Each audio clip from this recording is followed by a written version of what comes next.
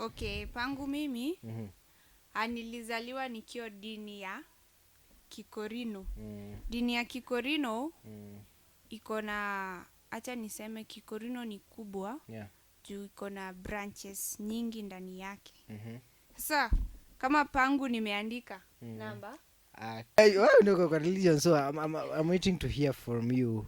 How do you define God? Like God, is it somebody mwenye ako mahali ameketi who's watching over you? Is it the spiritual God? Is it maybe kitago fulani? Maybe hatuwezi jua. Okay, mimi God namfahamu kama ni spiritual. Na huwa anawaka na Holy Spirit kuguide watu wake. So siwezi sema huyu mtu wa full gospel juu afungi kitambaa hataenda heaven. Ama huyu mtu sijui juu afanye nini. So venye sheria za hiyo church utajajua kulingana na hizo sheria. Ulikuwa unazifuata sheria za kwenu. Okay. So na mimi that disease. Not only I'm saying HIV or any other disease. Do you believe like if you prayed hard in this time and era with your beliefs, do you believe that you would be healed out of a disease? HIV si sana. Sasa hapo sasa umeanza kudoubt your God. Don't you uanze sasa kubite your God. Lakini tena wake. Hala. Na kwa hiyo swali ya Jacob ni sawa. Hii sasa nitaambia sasa naingililia Bible. Because hiyo ni swali moja nilikuwa I had a very big controversy of. So the story of Jacob and Esau. Yo. Ni ajeni wadau na wadau dates manze. I just go point check. Wajua imagine. Experience ya kuongea kwa radio. But uko na experience ya kuongea kwa live, si ndio? Manze, so usijali tuko tu sawa. Yo, ni ajeni wadau na wadau dates manze. My beautiful name is Shadow Collins Ongoi na niko na mdau date mwingine mnoma sana hapa manze. Mwingine wa ajabu. Sana manze. Sijui kama nimeintroduce ama utajiintroduce. Pangu naitwa Lucy Wainaina. Na karibuni. Nice one. Lucy Wainaina, hebu tuambie a little bit about yourself. Mimi ni mwanafunzi. Bado nasoma. In the Eldoret National Polytechnic. Yeah. Unasomea nasomea broadcast journalism. Wanahabari. Manze tuko in the same field. Manze pia mimi niko kwa wanahabari. But sasa mimi at least niko nishamaliza shule. Bado uko shule iko aje? Shule iko poa lakini kuinama ni sheria. Kuinama ni sheria. Wadami siona wakisema kuna vibes kama huyu. Kuinama ni kama ibada. Hiyo lazima. Manzi, unaweza tupia background yako ya religion before tuendelee, cause today tunaongelea very hot topic. Tumeona video a feature story yenye ime trend leo vinoma tena zaidi ya kuhusu a certain pastor war manzi. Now of course in a whole conversation about religion, religious beliefs, atheism. So atheism. Atheists, watu waamini na Mungu. Naitwa atheists. Wenye waamini. Waamini Mungu na basically na watu na religion and the whole perspective, yeah. So mimi niko na my own controversial ways of things about religion pia. But for you are much even more deeper in it. Unanielewa? So unaweza tupea a bit of history, alafu pia mimi nitakupea a bit of history pia of my religion and where religion have come from and all that kind of stuff.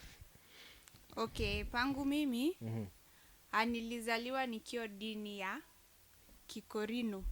Dini ya Kikorino iko na, acha niseme Kikorino ni kubwa. Juu iko na branches nyingi ndani yake. Sasa kama pangu nimeandika namba AK Israeli. Ndio na iko todo. AK Israeli.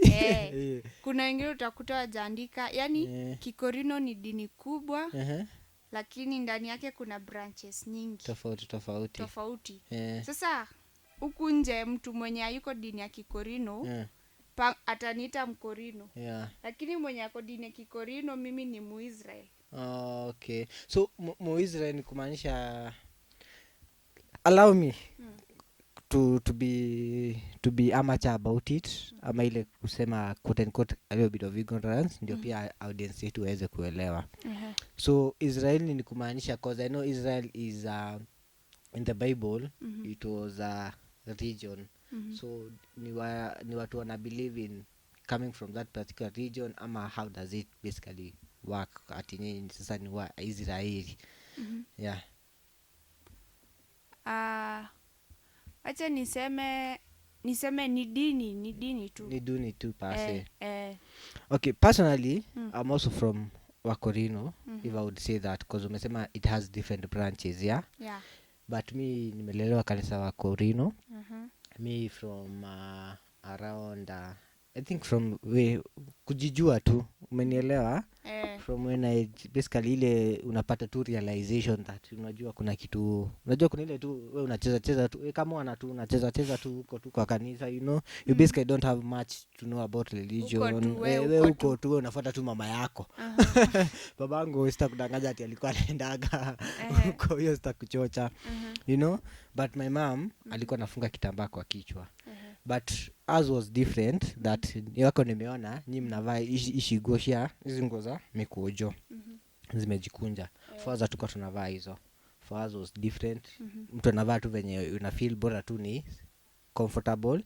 Alafu another thing, madem ndio tu peke yake walikuwa nafunga kitambaa. For us wa babas hizo hatukuwa tunafunga. So mimi sijafunga sijafunga kireba. But madem walikuwa wanafunga. So I didn't understand why. Kuna kuanga na hiyo type nasikia wanaitango wagendi.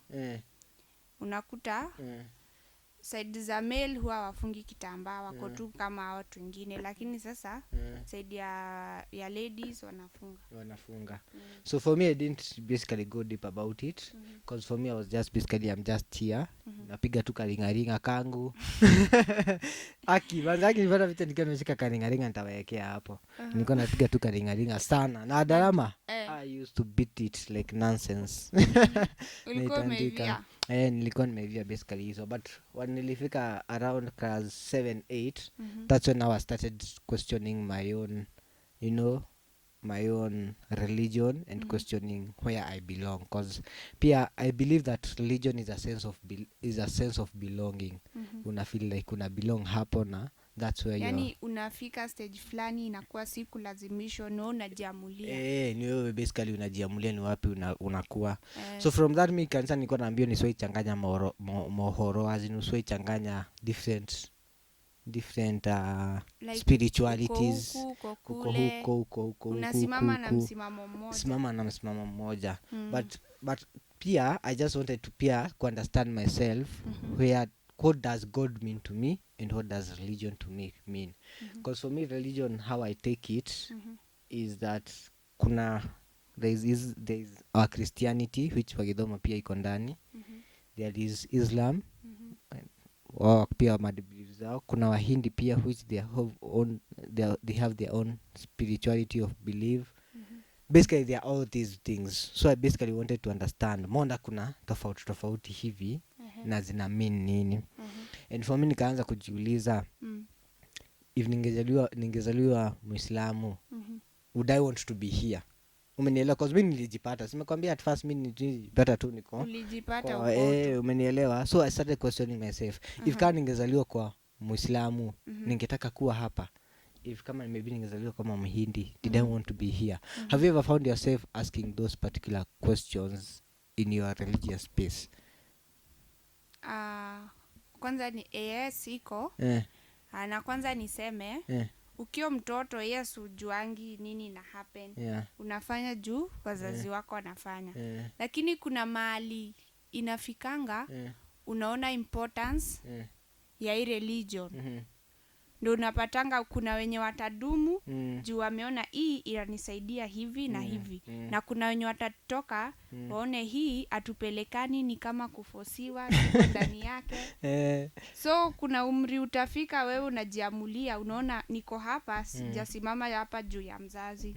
Niko hapa juu yangu kivyangu sasa. So unajiamulia kustick ama ukiona niko hapa juu nimefosiwa, hii kitu iko ndani yangu, unakuta wengine wanajiamulia kuchange. Yeah. So for you ulijipata ukiwa kwa in the space, wazazi wako wako in space kama ya Githomo, ama wewe ndio uliamua I want to be in this particular space? Mi nilijipata alafu saa venye nimeendelea hivyo nikikua nikafika mahali nikajua sasa siko hapa kwa sababu ya msimamo. Yes, nilijipata. Yes. Lakini siko hapa saa hii sababu wazazi wangu wako. Niko hapa mimi kivyangu na msimamo wangu. Na venye mimi nimeamini sasa. Nice one. Now of course, Githomo pia kwanza inakuwaga na controversy mingi manzi. Inakuwaga tu na controversy mingi manzi, but in terms of sasa of religion, sasa juu umejipata imekufunza aje kuhusu other religions? Na sasa ukiona documentary kama hii ya Pastor War, what goes now through your mind about now stories za religion na deception ya religion? Niseme sahii kanisa zimekuwa nyingi sana na nyingi zimekuwa ni biashara, si kanisa. Yani kanisa utapata ni kanisa chache sana zinakwambia ukweli. Juu sahii utapata kanisa mingi zinakwambia hivi ndio usitoke hiyo kanisa. Kweli ya. Juu zikikwambia ukweli utahama. Kwa hivyo hizo kanisa zinakwambia ukweli ni chache sana. Lakini zenye zinakwambia fanya hivi, yani mambo mazuri unakuta watu wako aje. Kwa hivyo juu hataki kuambiwa nini? Kuambiwa ukweli.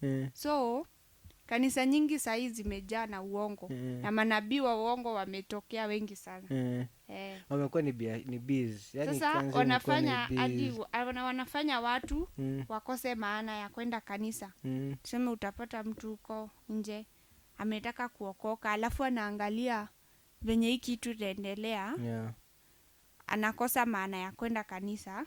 Sijasema watu wakose kwenda kanisa. Juu kuna hizo chache zenye zitakwambia ukweli na zenye ziko na ukweli, zenye sasa hazina uongo. Sasa mtu anajuanga aje? Because for me I've also found myself asking that question a lot of times. Nitajuaje which is the proper church to go na what kind of teachings to be able to follow? Na Okay, according to me hiyo naweza kwambia hiyo ni uombe Mungu wako akuonyeshe kanisa yenye nzuri na wewe. Juu hapo sasa ukiuliza huyu atakwambia huku sijui kuna kuanga nini. Yani relationship yako na God ikuwe yani ukuwe na relationship poa. Venye sasa mnaulizana hivi anakuonyesha njia hadi akuonyeshe penye anataka uende umtumikie wapi. Juu ukisema ni huku unakuta huku kuna hii shida. Nasema acha nihame, acha niende hii church nione iko aje. Lakini I think watu wakifanya hivyo, mtu anatafutaga mahali. Unajua tunakuwaga tu sisi wote ni binadamu. Unajua na binadamu tunatafutaga where do I nani ananiongelesha to me according na shida yangu. Sisi kama unanielewa. So kama sasa niko na shida ya pesa, nikienda kwa mtu ananiambia utapata pesa ukifa, I will want to stick there kwa sababu yeye mtu umenielewa. But mtu akiniambia hutapata pesa kwa sababu hufanyi kazi, nitaona sasa hapo ndipo unakuta utaki kuambiwa ukweli, wewe unataka tu shortcut. So I think hapo ndipo watu sasa wanakuaga confused. But before to go along, because nimesikia umetaja kitu very important, na hii si question and answer by the way, this ni kupiga tunapiga story usifeel kama ni Q&A, ni sawa? So because mimi nimekuwa nakijiuliza hizo tu maswali mingi pia. Ukisema like God atakuonyesha, kuna different ways people say God anakuonyesha dreams and everything and all those kind of stuff, but before atatufike kwa vile God anakuonyesha, because hizi different religions watu believe in God in different ways. Muhindi ana believe Mungu wake ni kinyago fulani kwa somewhere, umenielewa? For Islam they have a way different way of believing God. For you God ni spirituality. God ni mtu amekaa mahali juu anakuwatch. God kwako, how do you define God for yourself before tuendelee? Because hiyo ndio the basics of religion. Religion is about your relationship between you and God. And now ndio sasa uweze kuelewa which religion you're going to practice. You have to understand God wako ni mgani ama ni God aina gani una worship. So for you unaweza define aje God for yourself? Mimi naweza define God Sanda. Yeah, well, no, religion. So I'm waiting to hear from you. How do you define God? Like God, is it somebody mwenye ako mahali ameketi who's watching over you? Is it the spiritual God? Is it maybe kitago fulani? Maybe hatuwezi jua. Okay, mimi God namfahamu kama ni spiritual na huwa anawak na Holy Spirit kuguide watu wake. So ikuonyesha ndio sasa na come through nini? Through the Holy Spirit anakuonyesha njia yenye inafaa. Nice one. I love that. So wow, hiyo ni poa sana. So for you sasa unamdefine kama spirituality. So ndio maana unasema aikuonyesha njia ni through sasa hizo dreams through another way. Because umeniambia God lazima atakuonyesha. How does he show or profess himself to you? Yeah. How does he show? Profess, anajiprofess aje kwako. Unajuaje hii ni God ameniongelesha leo, yani in this particular dream nimeota? Because for me, unajua mbona nataka kurelate hii kitu? Because for me, wakati hata nilikuwa na grow, nilikuwa naogopa sana by the way. I used to fear. Nikienda church, because sitakwambia kuna hiyo kucheza tu ya kawaida, unaenda church unacheza. But ikafika place where I start realizing, I don't know, kuna gothioma. Unajua ile speaking in tongues. There is God amekuonyesha and all those kind of stuffs. So for us tulikuwa na hii kitu tulikuwa tunafanya. I don't know kama bado ninyi mnafanyanga by the way. Ndio mnafanyanga. So for us when we used to come on Sunday, of course kuna all those tunaimba, all those kind of things. And then kuna a place where ilikuwa inafika now we start telling the pastor our dreams of the week. Na pia kulikuwa na prophecies. Mimi kwanza nilikuwa naingiliwa sana in display. Kuna gani? Nikasema, mama, nimeona, nimesikia mama, sijui nini, ufuati mama, usikizi mama. And those kind of stuff. But sometimes I used to feel like they are two common things. Because of course ukiwa mtoto kuna vitu zingine. Maybe mama alikwambia usichukue slippers huku chukua. Unajua, kuna hizo. Kuna vitu tu utafanya. I felt they were too common. But for me I tried to understand. Alikuwa anajua aje vitu zingine venye nafanya. Umenielewa? Ama unainterpretaje hii dream imetoka kwa Mungu na hii si dream ya Mungu, is just a different kind of dream. Because kuna signs. Sisi tuko naambiwa kama ukiota na nyoka, of course that's of course a bad thing. Ukiota kitu kama nyoka, kwanza ukiota na a black snake, iko na a very special meaning na all those kind of stuff. So unadisanaje hii nimeongeleshwa na God? Utadifferentiate aje ni Mungu amekuongelesha na ingine maybe it's just a common dream. Because sasa hii kitu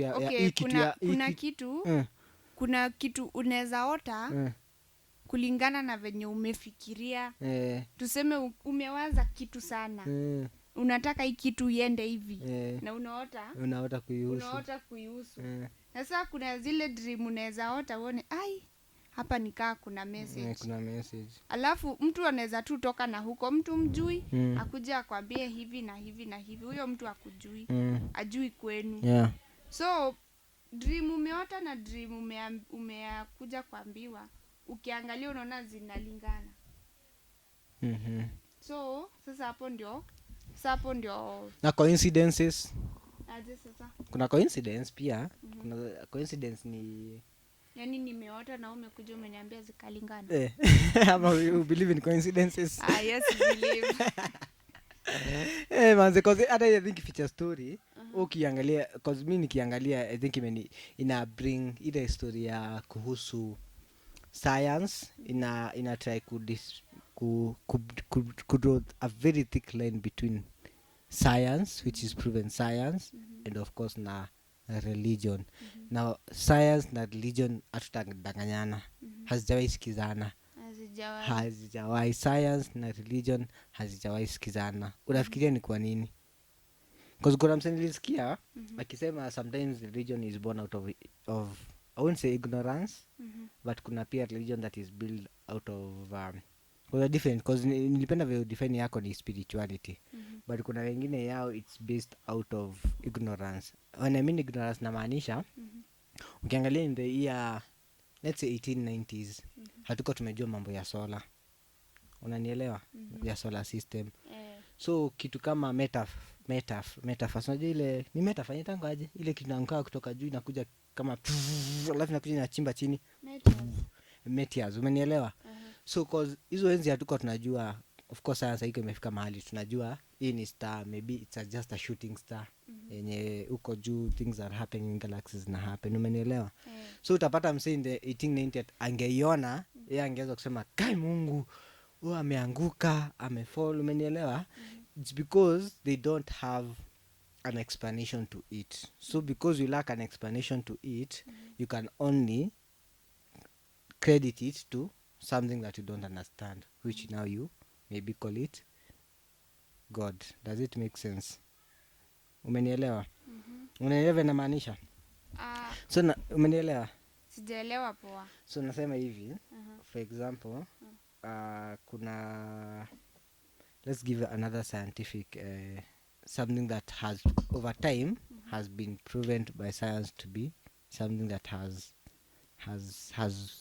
been there. Umenielewa? For example, let's say the stars. Umenielewa?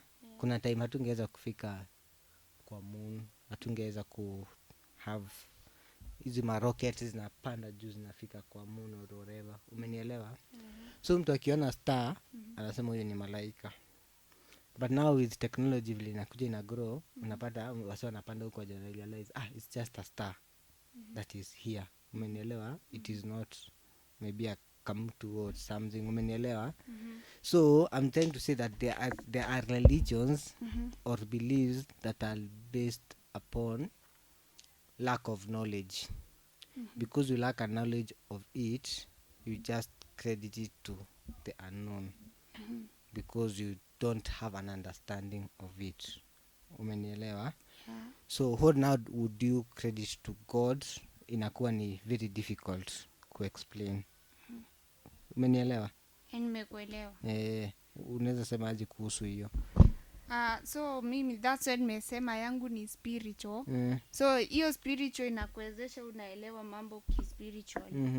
Na sasa kuna science sasa yenye itakuwezesha unaelewa unaelewa mambo mbona ina happen hivi, tuseme mambo ya huku tu hivi mbona inakuanga hivi, hiyo ni science. Sasa ndio maana tumesema hapo hivyo science na religion nazizipelekana. Juu science itakuexplainia in a very different way ukilinganisha na religion.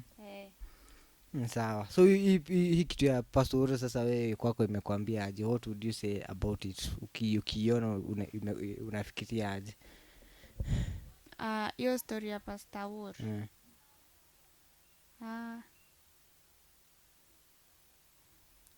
Yes, kuna kitu ingine tena like unapatanga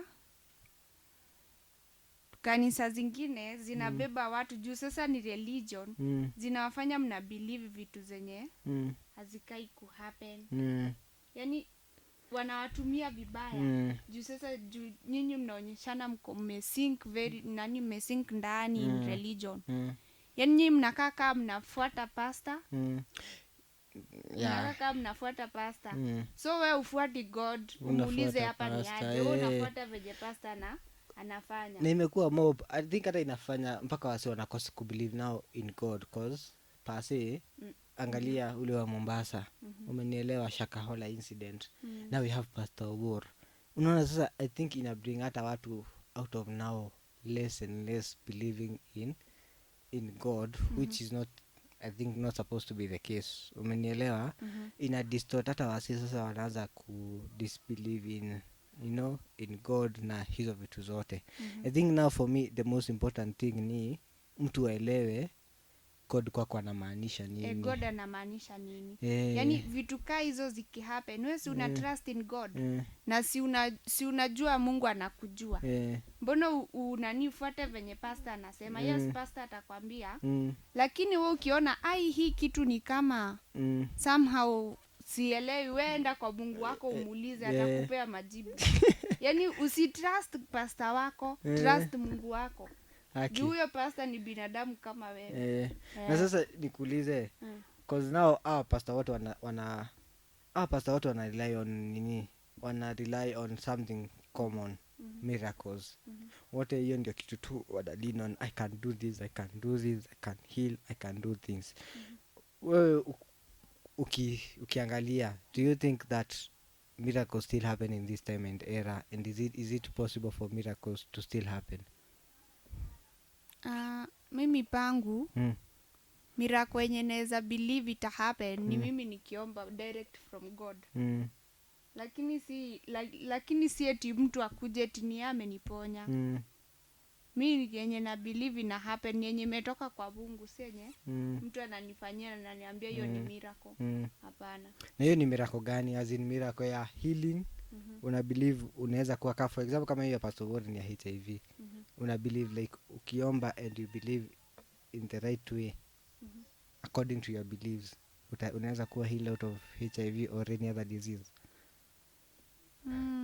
Be really honest. Any other disease? Not only I'm saying HIV or any other disease. Do you believe like if you prayed hard in this time and era with your beliefs, do you believe that you would be healed out of a disease? HIV si sana. Sasa hapo sasa umeanza kudoubt your God. Don't you uanze sasa kubite your God. Lakini tena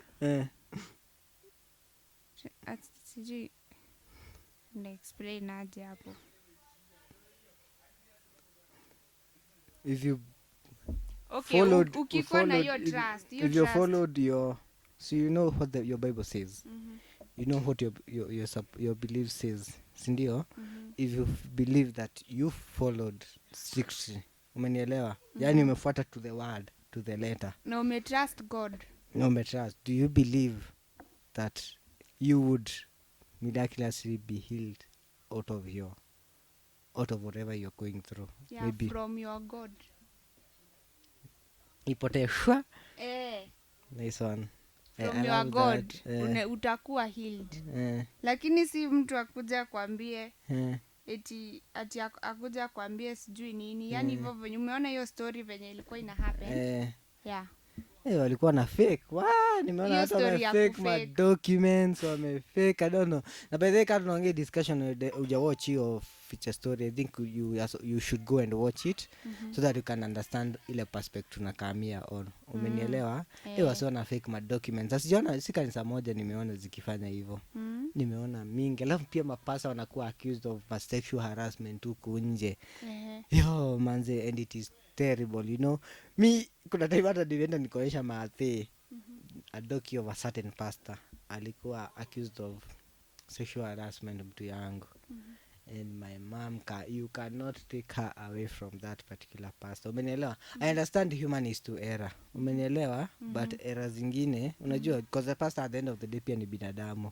Akona desires zake, akona mambo zake, na of course makosa zake anafanyanga. Umenielewa? But for me the problem most inakuaga na mapasini hiyo deception. That perspective of deception is usually my problem because I don't have anything against religion per se so much because as I told you mi ujulizi swali because kuna bishti yangu nilipata na yeye sometimes hapo back. Ala believe kwa nini hata nitaga Waislamu mashabab quote don't believe that's what you're supposed to call them. Umenielewa? Yeye huwezi mwambia mambo ya Waislamu, huwezi mwambia about Hinduism, huwezi mwambia kuhusu, and I believe hawa wako wrong kabisa. And nikamuuliza tu hiyo that very simple question. If leo ungezaliwa, because we don't decide where you are born. Hakuna mtu anaendaga kwa umbeba ana decide mimi nataka nizaliwe in that particular family or I want to be born in that particular place. Umenielewa? I asked them basically that question because uko na so much hate to these particular people. If you are born in that particular space, uamke tu chipata umezaliwa Iran, would you be saying the same about them? Umenielewa? Na akanyamaza. Umenielewa? Because it's a very deep question to understand about religion, because religion sisi ni kuipata tuliipata when we were basically born. Wewe ulijibaliwa uka nini, and that's why me usemaga you have to define religion for yourself. Uko unasema? Uko nataka kusema kitu? Nilikuwa nataka kusema hapo story ya religion ufai kujaji tuseme hii religion ni better than this. Kila mtu unajua tunani venye huwa tunaprichiwa Mungu anakujua kulingana na kwenye uko. Sasa mimi si ni wa Kikorino na kuna mtu wa full gospel. Full gospel kuna sheria zao, si ndio? Na kwetu kuna za kwetu. So siwezi sema huyu mtu wa full gospel juu afungi kitambaa hataenda heaven. Ama huyu mtu sijui juu afanye nini. So venye sheria za hiyo church utajajua kulingana na hizo sheria. Ulikuwa unazifuata sheria za kwenu. So na mimi nijajua kulingana na sheria za kwetu. So usiseme eti hawa ni better than this. Lakini sasa unajua ukisema kufuata sheria, kuna mtu amezaliwa yeye akaambiwa kuhusu, because sikatai pia Christianity tuko na what we call quote and quote extremisms. Extremisms ni zile kama hizo za pastor ya pastor ule wa Shakahola. That's an extremism where you also inafika in a place una take life, umenielewa, and all that kind of stuff. But pia for example kwa Islam pia kuna extremism yao ya Al-Shabaab, umenielewa, where you wanna believe in jihad is the war of the Holy Spirit. Wao hivyo ndivyo wanakuwaga wamefunzwa. So ukijipata umezaliwa in a jihad kind of state, na wewe umezaliwa ukafunzwa unafaa uwe watu, does that mean sasa siku ya mwisho utajajiwa kulingana na watu wale umeoa kwa sababu ulizaliwa kwa jihad? Okay, what happens na what I know venye huwa tunapreachiwa ni ati wewe si umezaliwa huko, kama Mungu anakupenda atakukomboa kutoe huko. Sasa unajua kuna wale wenye tena kuna wale wenye Mungu anapenda na kuna wale sasa kama story ya naitwaje?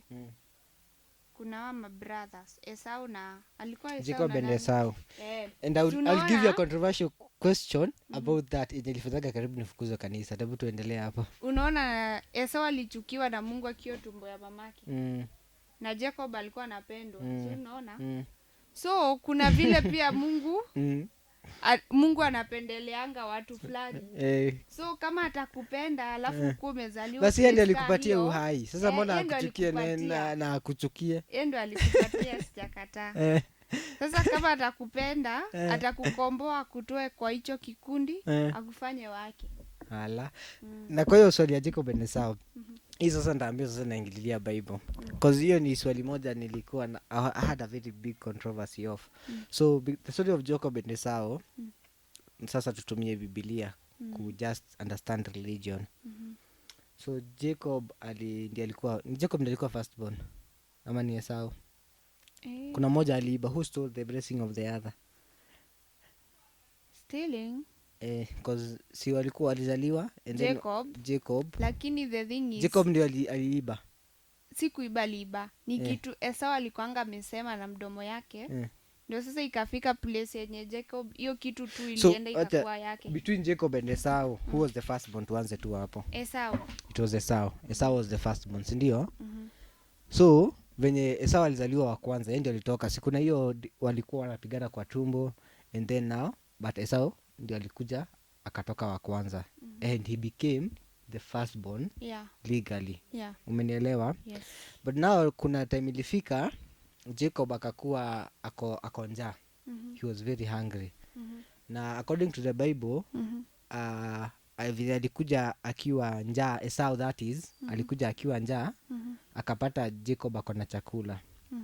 Na akaambia Jacob, mimi niko njaa, nasikia kama nitakufa.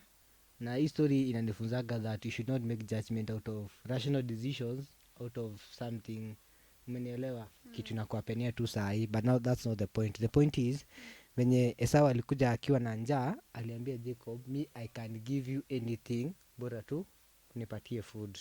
I can give you anything. Jacob akamwambia, mimi nataka unipatie your firstborn right. True or false? True. Akamwambia, me I want you to give me your right as a firstborn. Sikata wewe ndio ulizaliwa wa kwanza, but mimi nataka nikupatie food, na nikupatie food, you give me that right to be the firstborn. Because Esau was so hungry, akakubali. So he gave out his right as the firstborn. But now when their father was dying, akasema he wants to bless the firstborn.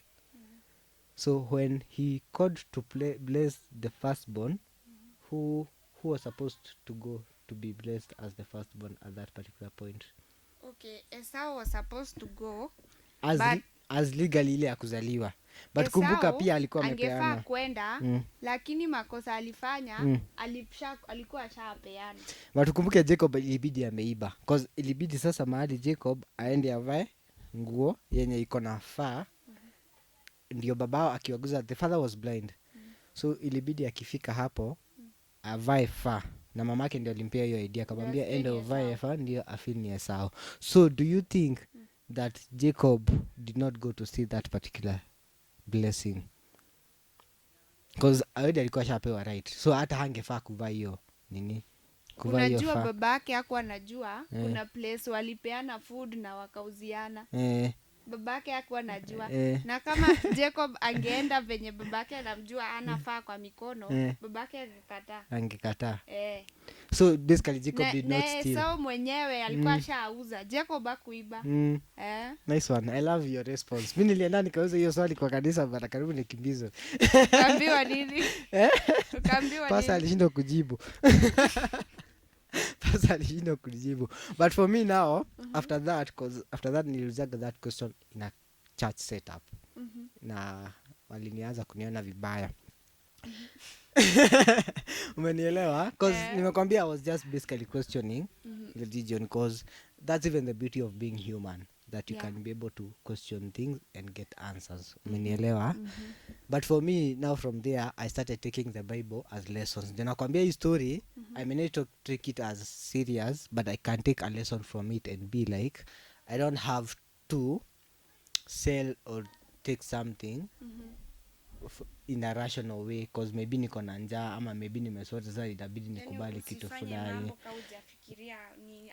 impact zake. So for me, I usually now take the Bible as lessons, and now that's how I would define my God. Umenielewa? As taking lessons. If I look at the Bible, miracles, I don't believe like miracles would happen at this particular time and there, ati nikiamini sana nikae pale juu nijirushe ati vile umenielewa, ati nitaomba maybe disease iende away. But I think I would take that particular place there, I take it as a lesson, and I still have hope. Because for me now, religion, who I have defined religion for myself, is a space where I can basically have hope. It gives people hope. Mi nimeona how it has given people hope, but basically deception is where I draw the line. Umenielewa? Asante sana. So for me those have been my lessons, and my lessons for religion. So your closing remarks as we come to a conclusion, ngependa kuambia watu nini about religion and basically everything? Mi ningependa kusema about religion. Religion si mahali pa utumwa ama mahali yani penye inatumia uongo eti ndio mkubali, sijui ndio nini. Religion ni kitu inafaa mtu anakubali mwenyewe kufuata, na pia ni mahali panafaa mnaambiwa ukweli. Ndio ukiamua kufuata unajua unafuata kitu iko. Si unapelekwa makona hivi, mwisho unakuja unajipata kumbe walikuwa natudanganya sijui nini. Mi religion najua ni kitu unaambiwa hii ni hivi ni hivi. Ni hivyo. Si eti unaambiwa hivi ndio usikasirike. Kama kasirika uende ukiendaga zako. I love that. Kwa sababu niona mimi fulani ikitembea ikisema si ati watu ni wabaya, ni wewe upendi kuambia ukweli. Kwa sababu mtu anaambiaga ukweli anaanza kusema ati umenifanyia vibaya. Anaanza kuomba Mungu msamehe, sijui amenifanyia nini. Wewe upendi kuambia ukweli. So kubali kuambia tu ukweli, na hiyo pia itaweza kukuokoa. So yeah, so I believe in that. Na mimi I believe that religion basically is just for lessons and you to just learn about how to live this particular life. I won't say that I believe that God alishuka akacreate the earth. Do you believe that? Alishuka akacreate. Akashukaje? Venye alikuja akacreate everything with his own hands and everything. Because when I mean it's spiritual. Okay, me I believe Mungu ni kusema alisema. alisema hiki kikue na kikakuwa. Yeah, we won't go back to that, but you just know how you're going to define God for yourself. And when you understand how you're defining God for yourself, from there now you're going to understand your own religion. Na uelewe pia Mungu kwako ni nani. Na Mungu kwako ni nani. So basically that's it. So my beautiful name ni Shadow Collins manze, and this has been an amazing conversation manze. Hope to keep the conversations going manze. Na manze tuone manze itakuwaje manze hapo mbele, si ndio? Manze me wish you all the best guys. Manze adios muchachos. Peace out. Nawapenda sana. Na jina langu ni Lucy Wainaina na muwe na wakati mwema. Tutut.